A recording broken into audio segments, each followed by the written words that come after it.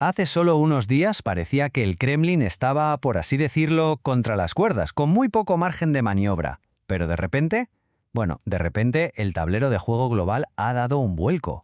Y es que la ofensiva sobre Irán ha movido los cimientos del mercado energético y, claro, nos deja con una pregunta clave sobre la mesa. ¿Es esta crisis un salvavidas inesperado para la maltrecha economía rusa? Todo empieza aquí. La guerra con Irán ha golpeado uno de los puntos más vulnerables del planeta para el comercio de energía. Hablamos del Estrecho de Hormuz, un cuello de botella absolutamente fundamental que ahora mismo está prácticamente paralizado. Para que nos hagamos una idea de lo que esto significa, solo hay que ver las cifras. Por este pequeño paso circula el 20% de todo el petróleo del mundo y el 30% del gas natural licuado. O sea que, una interrupción aquí provoca una onda expansiva a nivel global. Y el resultado inmediato, pues una subida de precios brutal. El petróleo se disparó más de un 10%, pero la verdadera locura, sobre todo para Europa, ha sido el gas. Su precio llegó a subir, ojo, casi un 90% en cuestión de días. Y claro, en medio de todo este caos, aparecen declaraciones como esta. Hace apenas un mes en Bruselas se hablaba de cómo romper la dependencia del gas ruso.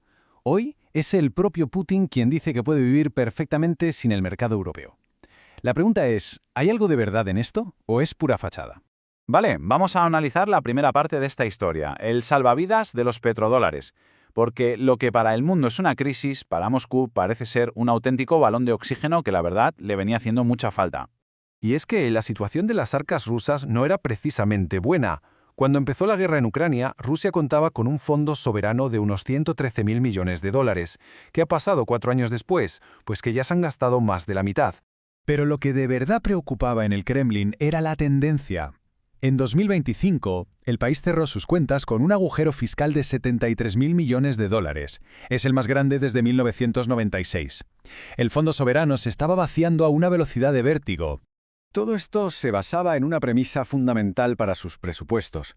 Necesitaban vender el petróleo a $60 el barril para cuadrar las cuentas. Pero a finales de 2025 el precio de su crudo, el de los Urales, se desplomó a $40. Parecía el golpe definitivo, pero entonces estalló la crisis de Irán. Y como vemos en el gráfico, el precio no solo se recuperó, sino que superó ese objetivo que se había marcado el Kremlin. Entonces, ¿problema resuelto? Pues no tan rápido. Aquí es donde la cosa se empieza a complicar y entramos en una paradoja un poco extraña, la del rublo fuerte. Porque aunque parezca mentira, vender el petróleo más caro no siempre significa que Rusia gane más dinero. Suena raro, ¿verdad? ¿Cómo es posible que tener una moneda fuerte sea malo para un país que vive, precisamente, de vender petróleo y gas? A ver, se entiende muy bien con una analogía. Pensemos que el Estado ruso es como un nómada digital. Cobra por su trabajo, que es vender petróleo, en dólares, pero luego sus gastos del día a día, los salarios, los soldados, las pensiones, los pagan rublos. Pues bien, si el rublo se hace más fuerte, por cada dólar que ingresa, consigue menos rublos. Y en la práctica, eso significa que su presupuesto para gastar dentro del país se encoge. Y aquí viene lo bueno. El rublo no está fuerte porque la economía rusa vaya como un tiro, ni mucho menos. Su fortaleza es artificial. Es el resultado de un montón de controles de capital que el Kremlin ha impuesto para que la moneda no se hunda. Así que, al final, una parte de esas ganancias extra por el petróleo caro se esfuma por culpa de un tipo de cambio que no es real. Pero ojo, que el tipo de cambio es solo una parte del problema. Vamos con la segunda gran debilidad de Rusia, su incapacidad para producir más y aprovechar de verdad estos precios tan altos. Sus pozos literalmente están bajo presión. Normalmente cuando el petróleo sube, todo el mundo se pone a producir como loco, pero Rusia se enfrenta a una tormenta perfecta. Por un lado, las sanciones secundarias están asustando a compradores tan importantes como India y China. Por otro, los ataques de Ucrania han dejado fuera de juego muchas de sus refinerías. Además, les falta tecnología de Occidente para mantener los pozos, y todo esto crea un problema enorme, un excedente de petróleo que no consiguen vender. Miremos un ejemplo muy claro. Las sanciones secundarias estaban funcionando. India, que se había convertido en un comprador vital, redujo sus importaciones desde un pico de 1,7 millones de barriles al día a solo 1,1 millones. Es una caída importantísima en solo unos meses. Y el resultado es esta cifra, que es una barbaridad. Se calcula que hay unos 150 millones de barriles de petróleo ruso parados en almacenes, esperando a que alguien los compre. Eso equivale a la producción de 2 meses enteros. Así que, aunque el precio suba, si no lo puedes vender, de poco te sirve. Bien, ahora vamos a darle la vuelta a la tortilla y mirar al otro lado, a Europa. El Kremlin parece dar por hecho que Europa se va a poner nerviosa, que necesita su gas y que acabará cediendo. Pero la realidad es que el continente ha cambiado, y mucho. El año 2026 no tiene nada, pero nada que ver con el 2022.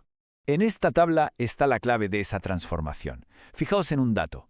La correlación entre el precio del gas y el de la electricidad ha pasado de ser del 92% a solo un 25%.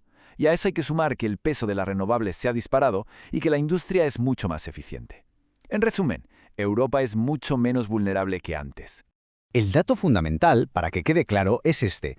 Cuando empezó la invasión de Ucrania, por cada euro que subía el gas, la factura de la luz subía 92 céntimos. Iban casi de la mano. Hoy, esa subida es de apenas 25 céntimos. El mercado, como siempre, ha reaccionado y se ha adaptado. Entonces, ¿cuál es el balance de todo esto? Pues para Rusia, la situación se parece mucho a una victoria a medias. Sí, va a entrar más dinero a corto plazo, pero su poder, su influencia en el mercado energético global se ha debilitado. Lo más curioso es ver el contraste entre lo que se dice y lo que de verdad pasa. A pesar de la crisis y de los precios por las nubes, el descuento que Rusia se ve obligada a ofrecer para vender su petróleo se ha duplicado. Tiene tan poco poder de negociación que apenas se está beneficiando de la subida general de precios. Así que, si tenemos que quedarnos con una sola idea, es esta. El conflicto de Irán es un alivio financiero temporal para Rusia, un respiro, pero no soluciona ni de lejos sus problemas económicos de fondo ni le devuelve el poder de mercado que ya ha perdido. Y todo esto nos deja con una última reflexión. Este dinero extra puede que le compre algo de tiempo al Kremlin, pero no arregla sus problemas estructurales. La pregunta entonces es si el verdadero rival del Kremlin no es Ucrania ni Occidente, sino simplemente el propio tiempo.